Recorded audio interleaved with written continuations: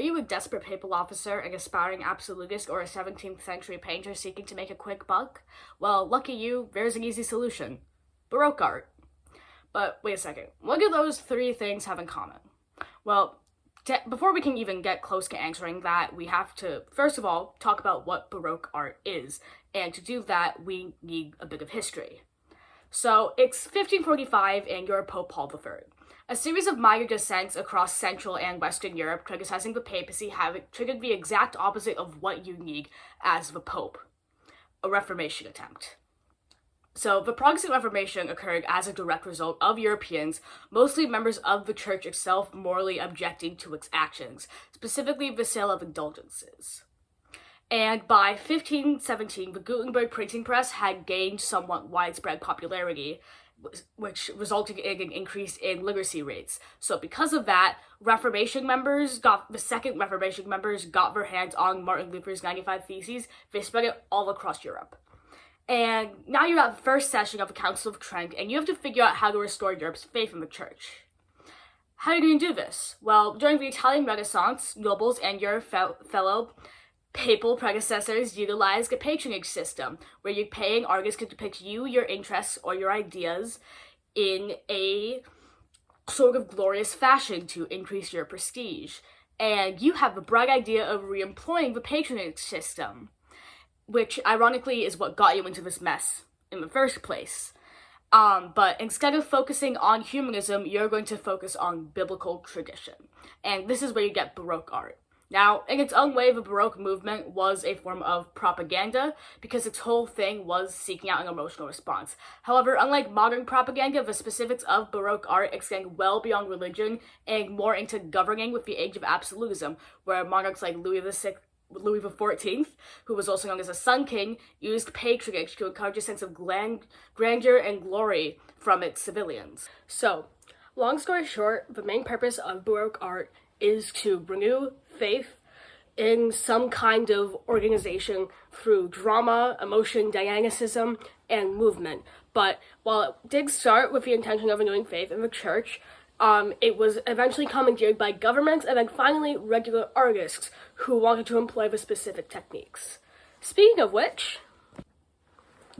we can finally talk about the techniques of Baroque art. At last.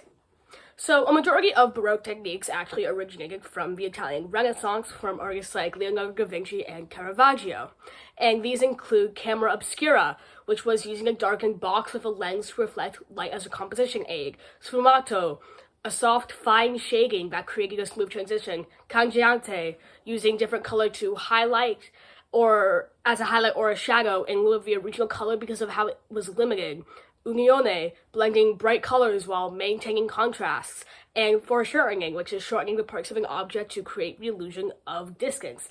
But the most significant of these techniques is chiaroscuro. And chiaroscuro literally translates to light dark. And it's essentially a form of extreme contrast between a subject and the background.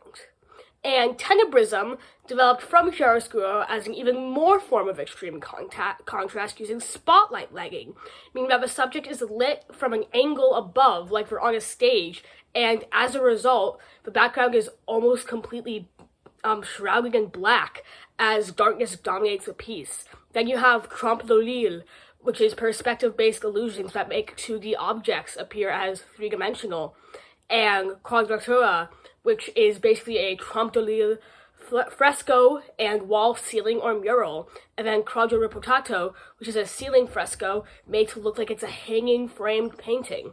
And these are just some of the other artistic techniques that developed from the Baroque movement itself. Now we can finally get onto the steps. So, step 1, gather your materials. So for paintings, most Baroque artists would use oil or tempera paint on canvases or panels. So frescoes were painted on plaster on a wall or ceiling. But these canvases and panels would be tanned dark brown or black in an underpainting that was called a dead layer.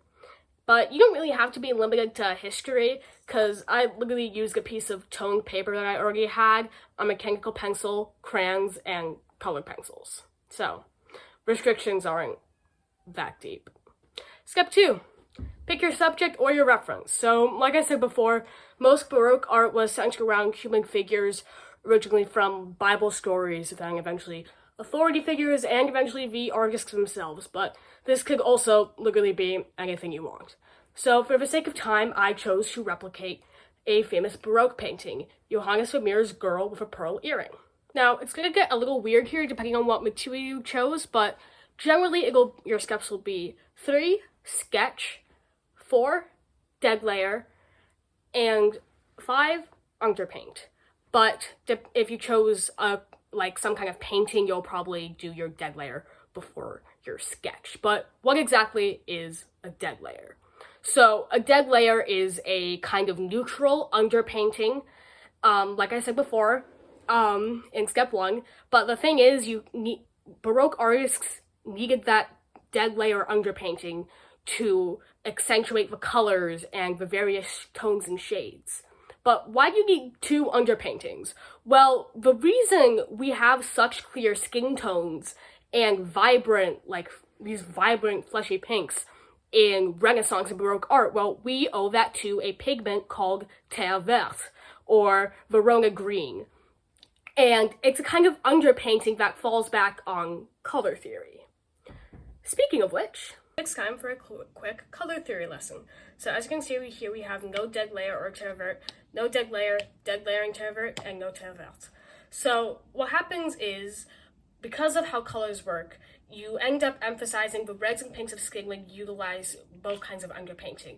But without one of each kind, you end up working in 2 techniques that you didn't really want to work into in the first place. When you have no dead layer, it looks like you're using Versailles, which is basically all green. And if you have no terre verte, it looks like you're working in Grisaille, which is all gray. And if you look at these, they look pretty unnatural. In comparison to this, closer resemblance to how dead my hand looks. Your last step is essentially just to really color. So many artists like to work in chunks. So I'm not done with it yet, but as you can see, I have the chunk of a face done, and now I'm moving on to her garment and her headscarf. And obviously, I'm not done yet, but I will continue to work in chunks where I have a specific portion that I'm going to dedicate an hour or so to, and I'm going to do all the color specific underpainting, middle painting, overpainting, coloring, so on and so forth, until I'm done with that section, and then I move on. And maybe at the end I'll throw in a few finishing touches, brush up my highlights, my dark zones, and if you're feeling fancy, you can add an optional step 7 and frame it. But really, step 6 is just repeat process using the techniques you established in your composition when you were sketching until you're done. And that's how you make a Baroque painting.